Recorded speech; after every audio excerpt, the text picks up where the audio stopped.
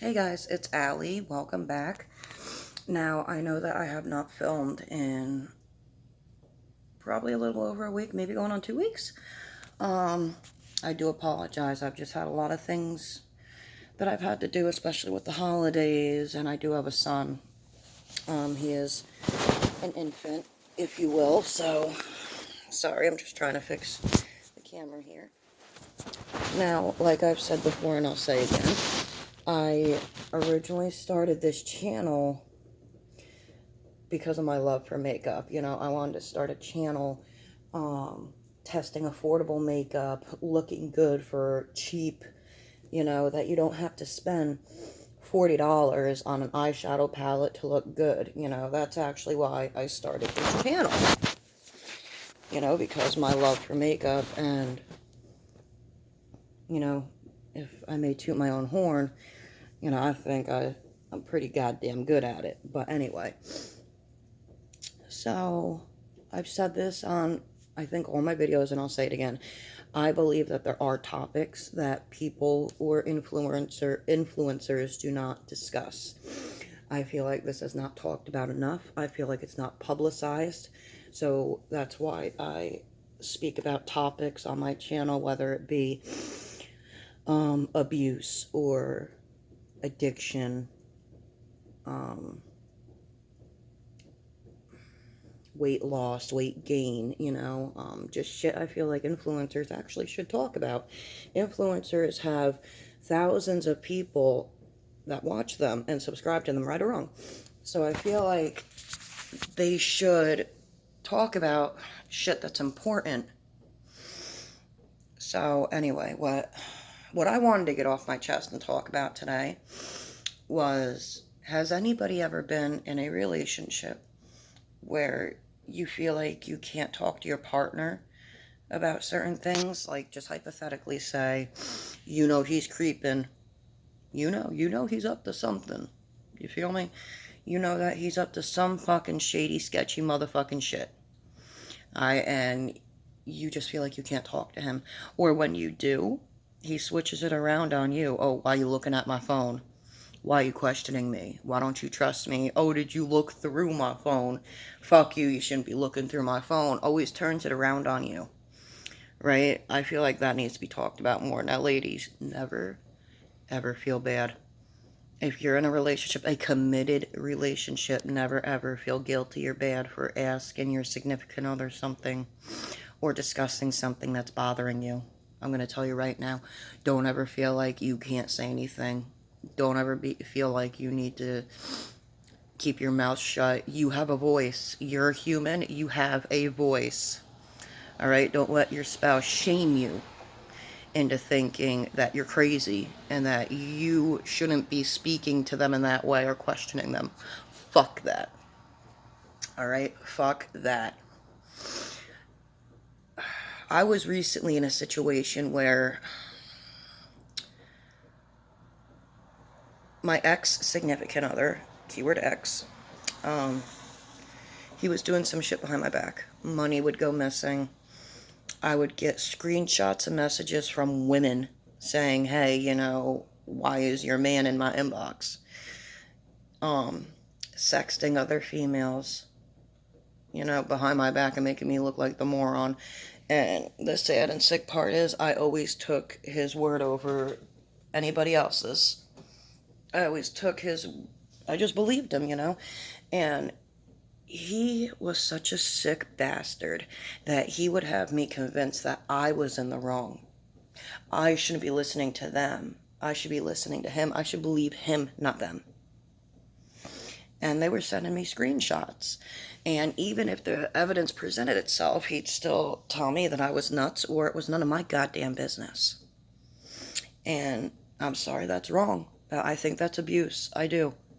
I think that's a form of abuse. I think control is a form of abuse. Control in that manner. A man trying to control every aspect in the relationship, but I just wanted to get that out there. Like, guys, we do have a voice. Whether your significant other is male, female, I don't care if you've been in a relationship for 6 months or 6 years. Don't ever let your spouse bully you into you feeling or thinking that you can't speak up. Because you know what? Everybody is entitled to be happy.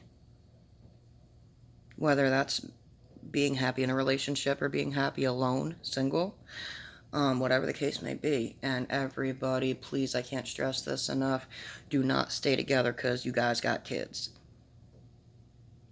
You know, our kids sense when we're not happy, when we're stressed out, when we're devastated, heartbroken. You know, they sense all of that, the anger, the animosity. Our children do sense this shit. And trust and believe, if anybody's verbally fighting with their spouse, our kids are smarter than we think. They know what's going on.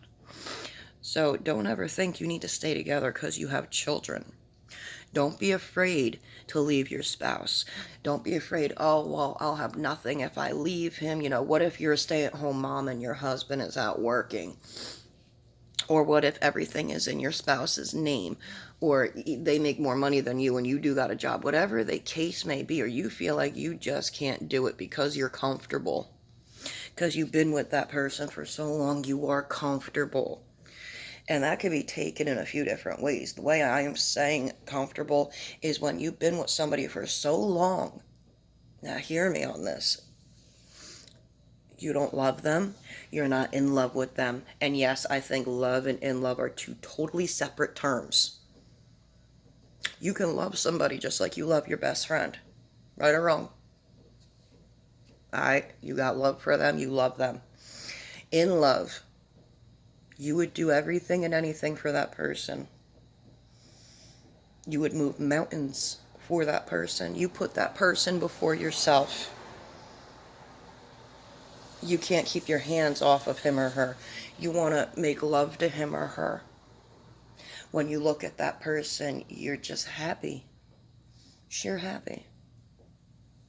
You can't fathom being with anybody else, and the thought of cheating physically or verbally makes you sick. I think that's in love. But anyway, like I was saying, I know quite a few women that were afraid to leave their husbands and wives because they thought that they couldn't do it. Let me tell you something. I have started over not once, but twice. I have up and left everything and have started from the ground. I've started from nothing. I've started from having $200 in my pocket and then broke after buying myself my necessities and sitting in my girlfriend's bathroom. My friend, not like a girlfriend, but like, you know, a girlfriend sitting in her bathroom. I took a shower and I just sat at the bottom of the shower crying and crying. And I questioned myself, is this the right thing? What are you doing? Go back to your husband. I can't do this. I can't do this. So, I want to let you guys know, I have done it not once, but twice. I've started from nothing.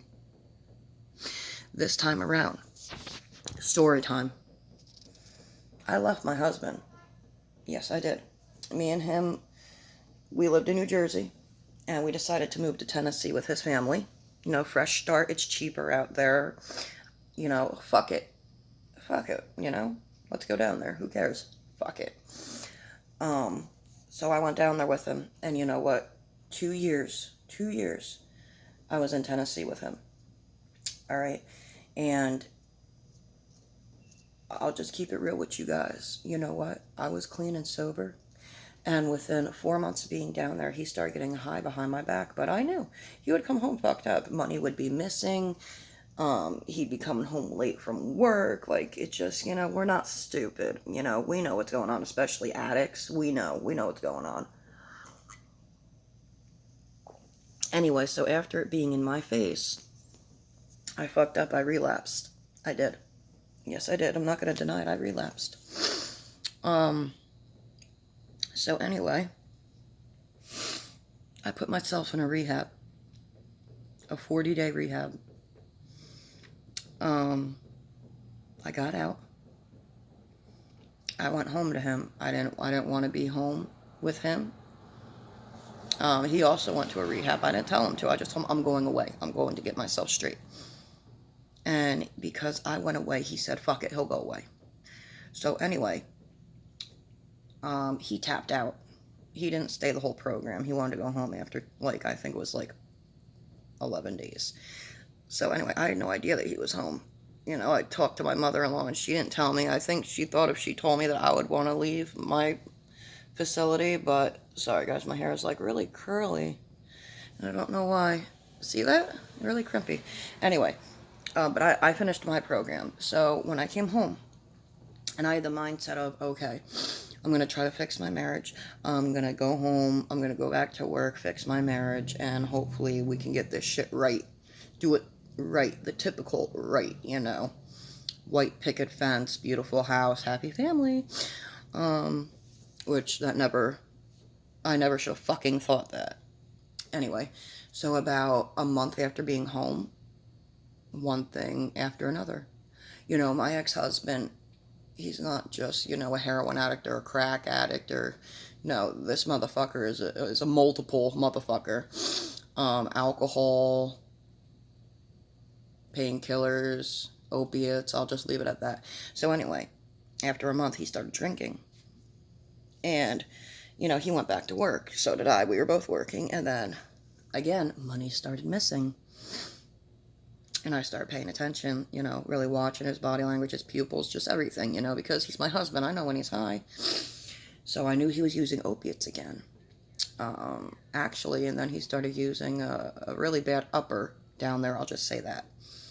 So I'll just say, you know, one thing led to another that led to another. So behind his back, I started saving money out of my paycheck. I would take a quarter of my paycheck and keep it on me at all times. And literally, even when I took a shower, it would stay on me at all times. And he had no idea. So when I would cash my check, I would keep a quarter of it and put it, you know, in my pocket or, you know, in my bra. And the rest of the money I would go deposit into our bank account. And he would ask me, oh, well, I thought you worked more hours. And I would just tell him, listen, oh, I had to take a half day for this. I had a doctor's appointment, dentist, whatever the case may be. So, and I hated it. I had to bite my tongue, and I just had to watch him do what he was doing. It made me sick. It disgusted me. But I said, all right, you know what? I'm saving money. I'm going to get out of here. I'm going to get out of here. And one night, I'll just say his mother knew something was going on. And I told her I didn't know to ask her son. And she felt some type of way because I wouldn't specifically tell her. I just said, yeah, he's fucking around, but why don't you go talk to your son? Like, somebody needs to talk to him about it, and I'm sick of talking to him about it. We've been together 5 fucking years, and I can't do this anymore. I can't make him get clean. If he won't do it for himself, he ain't gonna fucking do it for nobody, you know? That's just how it is. So me and his mother wound up getting in a fight, and I'll tell you what, this house was so uncomfortable to live in. I left. I packed a backpack full of my clothes, you know, deodorant, makeup, and I left. And I'm just going to put this out there. Not a lot of people know this. I slept in my car for 2 weeks. I showered at a friend's house. And after those 2 weeks, I stayed with a friend and I went down to the housing authority. And at first they said I didn't qualify.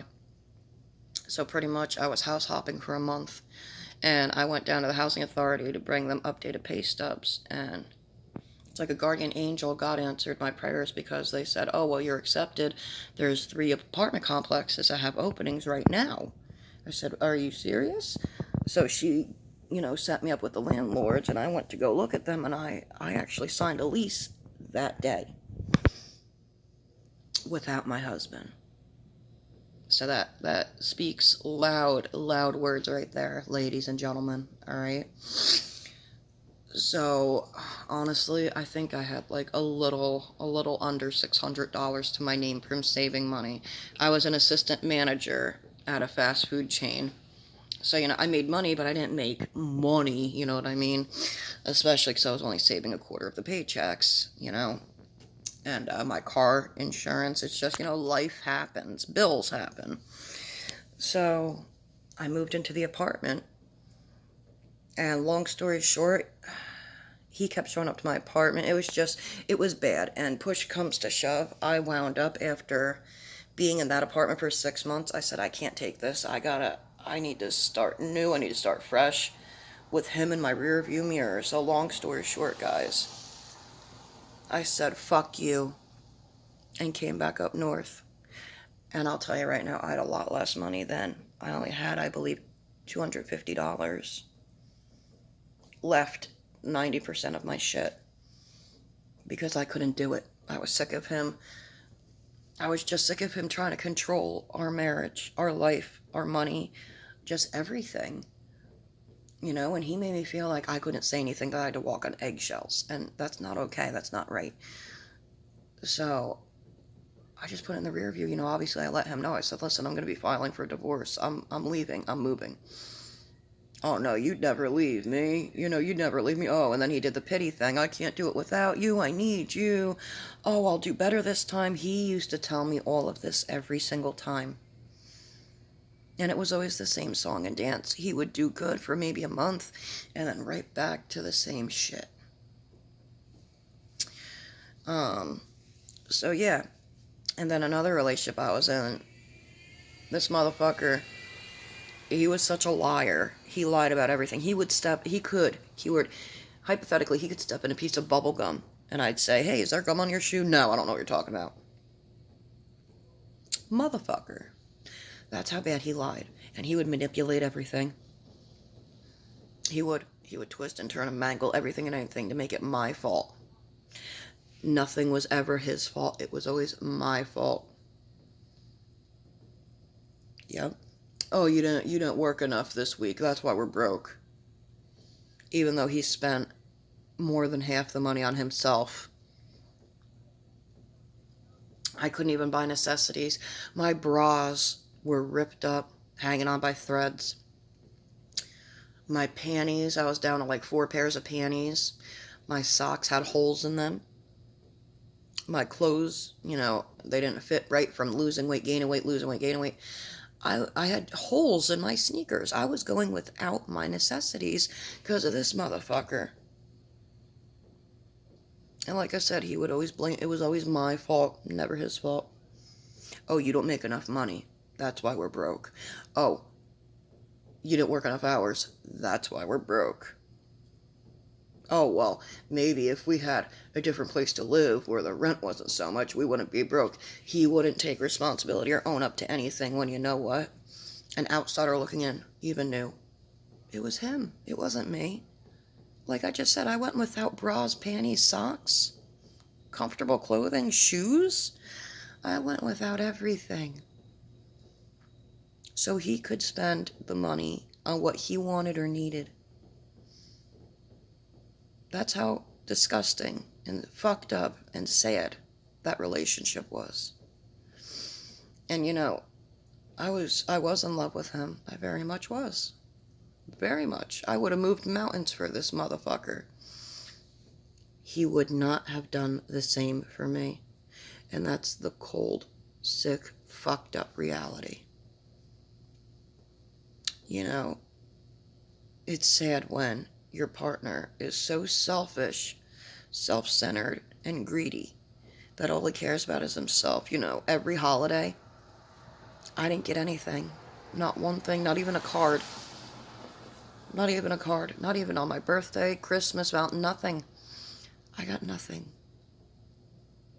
But you better believe if he wanted something, he got it. He got it.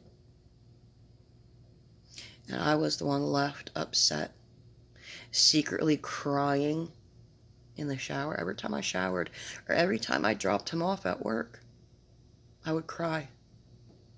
Because I was so upset, so disgusted, so miserable. But yet I would question, when did he stop loving me? Because it wasn't like this. He changed. After the first year, he changed. And then I tell myself, you know what? No, this is who he is. He just, he lied to you. This is who he truly is. He just pretended to be somebody else in the beginning. And he's not in love with me. I know he's not. And you know what? He has cheated on me also. Multiple times. Cheating is not just physical. It's mental. It's verbal. Emotional. And honestly, I think the only reason he stayed with me was comfort. Or to use me. Because everything was in my name. So it's the sad, harsh truth. But like I said, anyway, he would turn it around to where everything was my fault, never his fault, but he was such a selfish, self-centered motherfucker. And it just angers me now. It really angers me. But you know what? I'm better than that. But I just wanted to get this video going because I hope this reaches out to somebody that needed to hear it. You do have a voice. You are entitled to say something. You are entitled to speak the fuck up. Alright? And you know what? If you sense something may be wrong, it probably is, sweetheart. Never feel bad for asking questions. You know, relationships are all about communication, right or wrong. You need to have a healthy communication, right or wrong. You guys need to communicate. That's how a relationship thrives.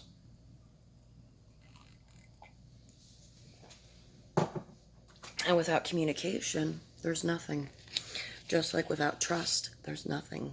So, in conclusion of this, you deserve to be happy. At the end of the day, I understand we have families, we have children.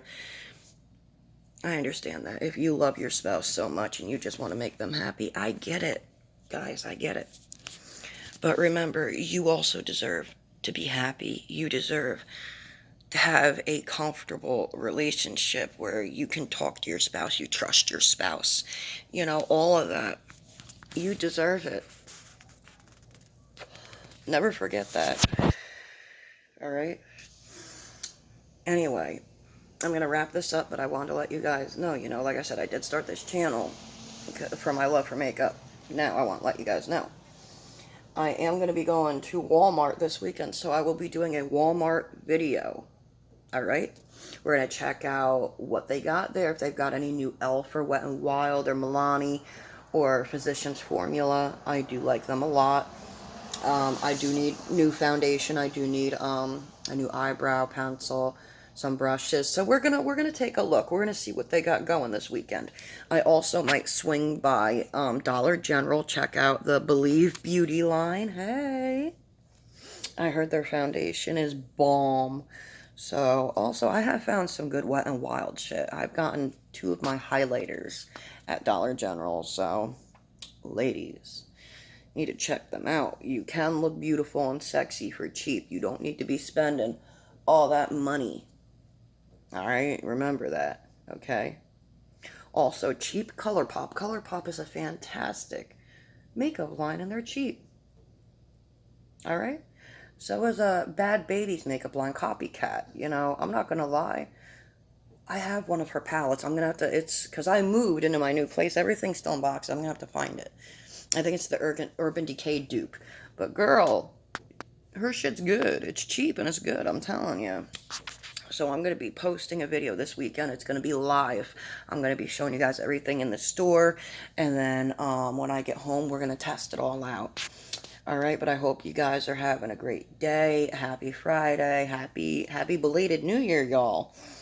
I'm also going to be, my resolution, because I gained some weight. I never used to be this thick. I want to lose about 40 pounds. So I am going to be starting videos, my workout videos, because girl, okay, I'm going to get back down to my natural self. You know, I usually weigh about 140, 130, so I don't want to get back, like 140, 145, I'll be satisfied with. Alright, but anyway, alright, I'll see you guys in the next video. Love y'all.